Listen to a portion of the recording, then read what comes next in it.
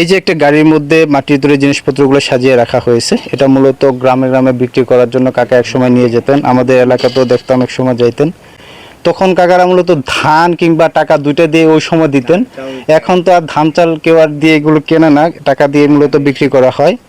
এগুলো ব্যবহার এখন অনেক বেশি আছে, আমাদের এলাকায় নিয়মিতই ব্যবহার করা হয়, আমাদের বাড়িতে বলতে পারি নিয়মিত এগুলো ব্যবহার করা হয়।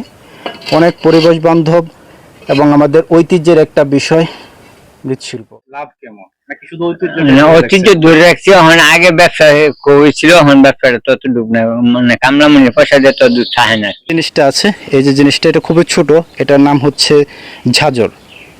এই ঝাঁঝরটা বাচ্চাদের জন্য মূলত ছোট শেফ, আর এটা একটা বড় শেফের পাওয়া যায়, সেটা মূলত মুড়ি অথবা ঝুড়ি ভাজার জন্য ব্যবহার করা হয়। এটার মধ্যে যখন মুড়ি অথবা ঝুড়ি ঢালা হয়, বালিটা নিচে দিয়ে চলে যায়, এই যে। আর এটা মূলত বাচ্চাদের জন্য রাখা হয়েছে খেলনা হিসেবে, কিংবা তারা ঐতিহ্যবাহী জিনিসটা দেখলো। এখন অবশ্য আমাদের এলাকা মুড়ি ঘরে ঘরে যে মুড়ি তৈরি করা হতো, এটা আর হয়ই না বলা চলে। এখানে আরও অনেক রকম জিনিস আছে। এই যে এটা ঘটি অথবা কলস যেভাবে বলি, এটা মূলত আমাদের এখানে ব্যবহার করা হয় খেজুর গাছের রস সংগ্রহ করার জন্য। আর এর চেয়ে বড় সাইজের মাটির কলস, যেটা পানি রাখার জন্য, আর এটা ব্যবহার করা হয় পূজার কাজে ব্যবহার করা হয়, বিভিন্ন ধরনের কাজ আছে এটার।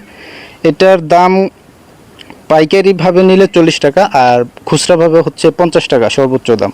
তো এই দাম, এটার পিছনে যে পরিশ্রম আছে, খরচ আছে, সেই তুলনায় খুবই কম।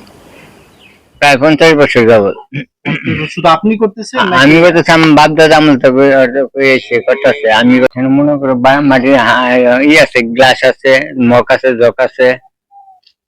এই পাশে বানানোর পরে আপনি আপাতত, আচ্ছা, এই জায়গা থেকে পরে আবার ভ্যানে করে ঘাটের যে বাজারটা আছে ওই জায়গায় দোকানে নিয়ে দিয়েছি। আরেকটা সেকেন্ড করে যারা, তাদের ব্যবসাটা বেশি, পাড়ায় যারা, তারা ব্যবসাটা একটু কম। মাটি কিনা সবকিছু, খড়ি লাকড়ি সব। যেগুলো সাজাইতেছেন এগুলো হচ্ছে কাঁচাটা, হ্যাঁ। আর যেটা যে নিচে আছে, এটা আগে পুরানোটা, আগে পুরানো নষ্ট নিচে না দিলে আমরা দিয়ে যাবো। আজ চলে আসলাম কুমোর বাড়িতে। এখানে আসার উদ্দেশ্য হচ্ছে কিভাবে ওনারা মাটির তৈরি জিনিসপত্রগুলো তৈরি করে থাকেন সেটি দেখতে আসছে। মূলত আগে তৈরি করে রাখা পাত্রগুলো পোড়ানোর জন্য থরে থরে সাজানো হচ্ছে।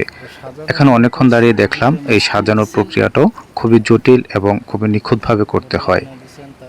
লাকড়ি, এখানে কি কয়লাও দেন?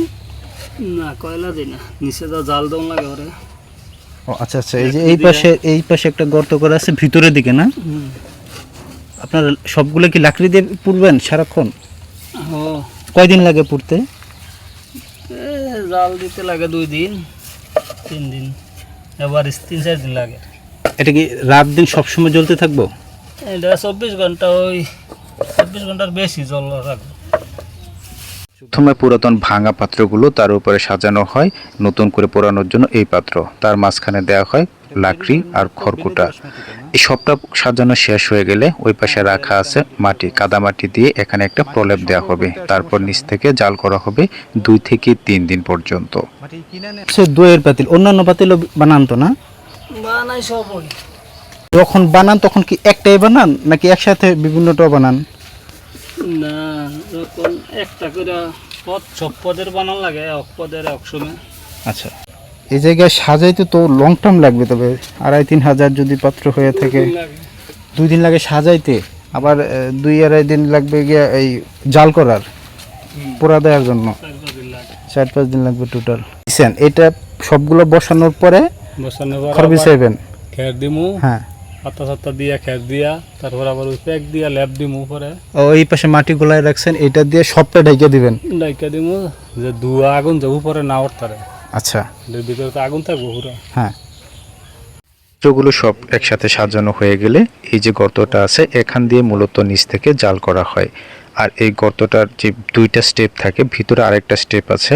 প্রথম স্টেপের ভিতরে বসে ওই ছোট্ট গর্তটা দিয়ে ভিতর দিকে লাকড়িগুলোকে ঠেলে দেওয়া হয়, আর এভাবে জ্বলতে থাকে 2 থেকে 2.5 দিন পর্যন্ত। আর এখানে বসে জাল করাটা খুবই কষ্টকর, কারণ হচ্ছে প্রচণ্ড তাপ থাকে। সাল, লাল মাটি, খয়ের আর সোডা দিয়ে তৈরি করা হয় পাত্র রং করার জন্য। আর এই যে পাত্রগুলো আছে এগুলো কিছুটা শুকানোর পরে ওনারা প্রথমে একটা প্রলেপ দেওয়া হয় এই রংটা দিয়ে, তারপরে শুকালে পাত্রের যে অরিজিনাল যে রংটা আমরা দেখতে পাই সেটাই পাওয়া যায়। এখানে বেশ কিছু পাত্র ওনারা তৈরি করে রেখেছেন, এই যে রং করা আছে মাটির ব্যাংক পাতিল সহ আরো ছোটদের খেলনাও আছে অনেকগুলো। বাড়িতে শুধু মাটির তৈরি জিনিসপত্রে তারা সিদ্ধস্ত নয়, মাটির ঘরের দেয়ালে আঁকা হয়েছে নানান রকম নকশা। ফুল পাতার বাহারি এই নকশাগুলো মাটির ঘরের সৌন্দর্যকে আরো বহুগুণ বাড়িয়ে দেয়। সাথে আসছে সিয়াম, সে ভালো করে পরখ করতেছে কিভাবে এই রংটাকে প্রস্তুত করা হয়েছে। সত্যি খুবই দৃষ্টিনন্দন এই সকল মাটির তৈরি জিনিস এবং তার উপরে যে রঙের প্রলেপটা দেয়া হয়েছে। দুইটা পাট আলাদা করার পরে দুইটা জোড়া দিছেন? আচ্ছা, এটা আলাদা ডিজাইন করা আছে, সুন্দর আছে। এগুলো কয় টাকা করে বিক্রি করেন আপনারা যখন করেন? 20 টাকা। এটাতে মূলত মাটিটা এই যে থেতলে চ্যাপটা করে পরে শেপ দেয়।